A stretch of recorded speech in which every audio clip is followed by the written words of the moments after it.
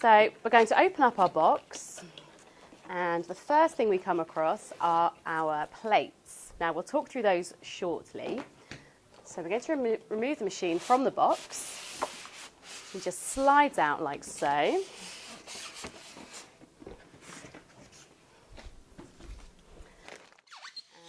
And we'll stand him up.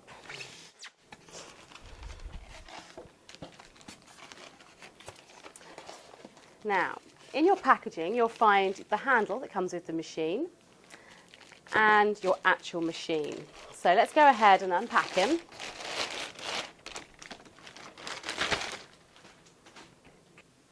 So the first thing you'll notice is that we need to attach the handle. So let's take it out of the bag. And you'll notice that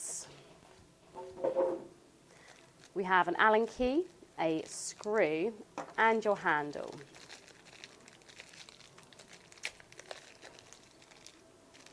So we'll take them out of their packaging.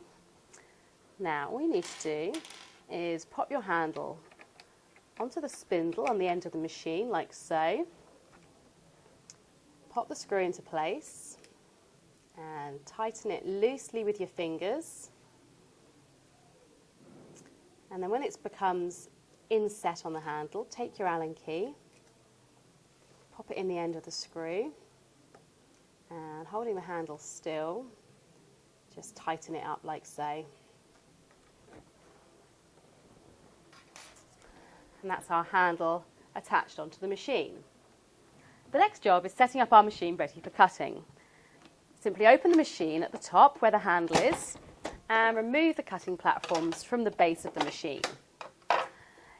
In the base of the machine here, there's a small indented section, which when you slide across will display lock. This keeps the base of the unit secure, so as you can see, when I lift it now, the plates don't fold downwards.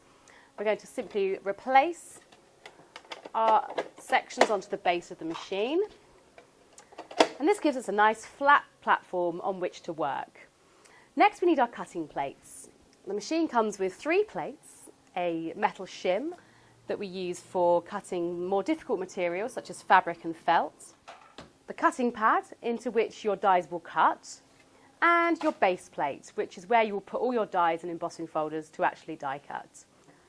I'm going to put my base plate onto the machine and add some of the Xcut dies on top. As you can see, we've got a nice big A4 cutting platform, so I can cut a number of dies in one go.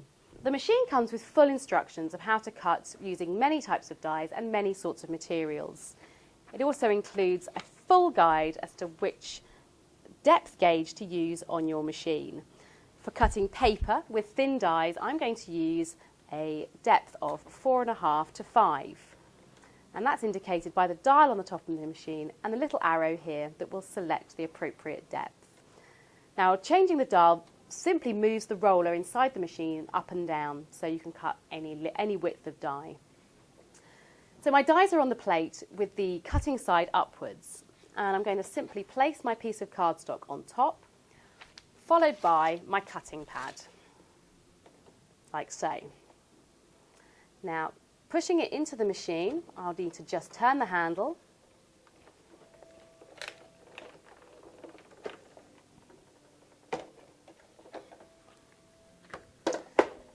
and reveal our cut dies.